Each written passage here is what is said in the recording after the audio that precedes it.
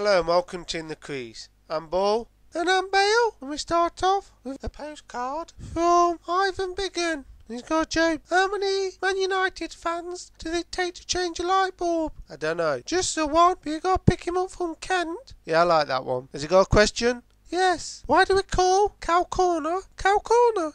Well, many people think in the olden days there used to be a field in that corner full of cows, but that's not true. The fact is, Cow Corner has only been around for 50 years. Back in 1958, Ian Cowdrey used to be the number 8 batsman for Cockroach CC. But being a number 8 batsman, he only had one shot. After a few seasons, everybody got to know him, and they just used to stick fielders in that corner that we call Cow Corner. There was one game where even the keeper was down there, because you could guarantee that it was the only shot he played. And that's why they called it Cow Corner, after the great Ian Cowdrey. I never knew that, Paul. Right, let's have a look at this week's results. The league tables.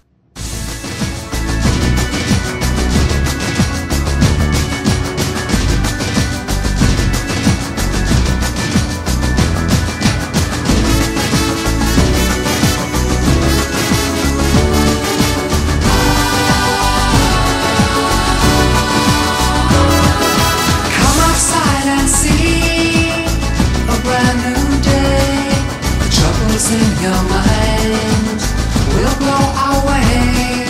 It's easy to believe they're here to stay, but you won't find them standing in your way.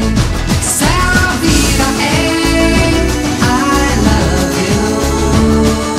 Come outside and feel the morning sun. Sarah Vida,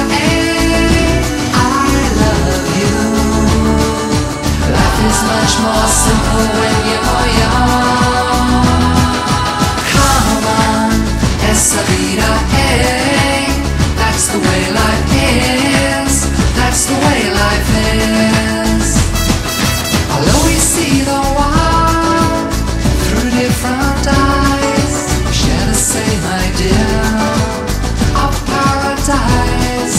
So don't search in the stars for signs of love. Look around your life, you'll find enough. Sarah Vida, I love you. Come outside and feel the morning sun. Sarah Vida, I love you. Life is much more simple when you're young. Come on, esa vida, that's the way life is. That's the way life is. Why do you want to sit alone in gothic gloom, surrounded by the ghosts of love that haunt your room? Somewhere there's a different door. Let's see where Matt's been this week with his photograph. I'll take a good photo, mate. Oh look, it's a picture of Matt Arnold's new teammate. Matt, focus. Right, it's our new feature called Team of the Week, where Ball gets over as much information about your club as he can. Ball, who are you looking at this week? It's Beeston and Toten Sycamore. Beeston and Toten Sycamore was formed back in 2007 when Beeston and Toten Sycamore merged to become the Bats. They have 3 selected teams, one in G, one in J and one in R, and they also run a Sunday side in the Newark Alliance League. Their ground is at the Manor Farm Oval at Toten, with a pub just round the corner called the Manor, with Leslie and Gemma also providing the sandwiches for the club. Their groundsman is Jim Hamilton. Here he is with his new high-tech Zimmer frame. It dries the floor up in front of him, so he'll never get his feet wet. Their best player has to be Nick Sharp, after his 123 on Saturday against Top of the Table. He spanked it all over. The best drinker is Jason Catchpole, although he spills a lot of it. Worst drinker, it's got to be Tony Norton, the vicious vicar. He commits all other sins, so why doesn't he drink? He's just a lightweight. On this photo he's got wine, who knows. The worst dancer is Catcher.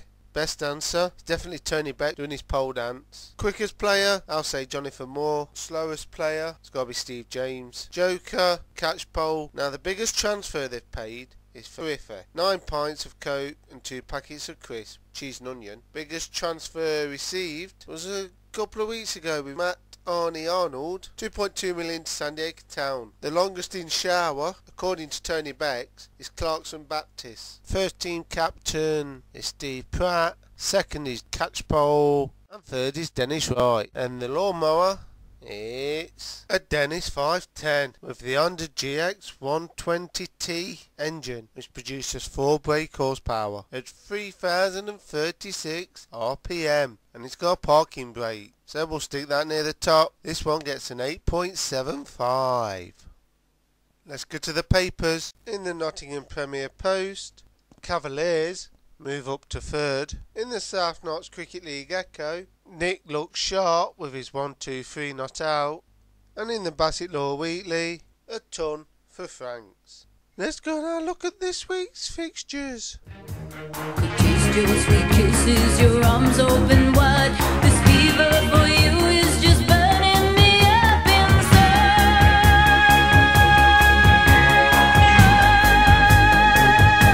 I drove all night to get to you. Is that alright?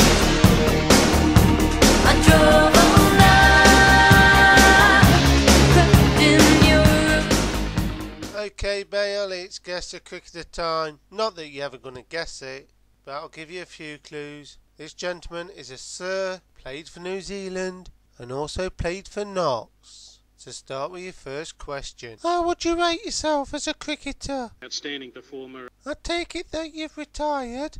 What made you retire from cricket? You know, when you're losing pace and wicket-taking options, that it's very difficult to replace that, and you know, we've got to get on with it. Yeah, but what was the real reason why you retired? The reasoning behind it is that the one-day game is changing now, and you've got to have players, bowlers of pace. The cross-bat shots are coming more into play now with the short pitch bowling or the bouncer rule. So if you're a Sir, you must have met the Queen. Yes, I have. Who knows, I've got a young bowler called Stuart Broad now. Have you spoke to Stuart? Yes, I have, and obviously congratulated on his performances. Have you spoke to Stephen Fleming recently about his retirement? Obviously he's down a little bit because things were tailor-made for him. You know, after all the successes that he's had in Australia, to come back here and particularly in front of his home crowd and other grounds around the country, the expectations were going to be great for him, and people would have welcomed seeing him and wanting to see him, but unfortunately that's not going to happen. Was there anyone special that you took to the games with you? Butler, who the England players will be aware of. Ball says you're a legend. Is that true?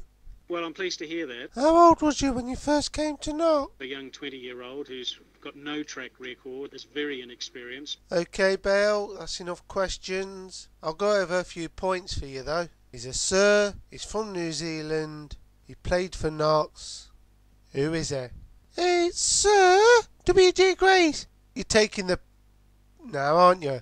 No? Who is it? Does it matter who it is? It's Richard Hadley. Who? Weather. Crap.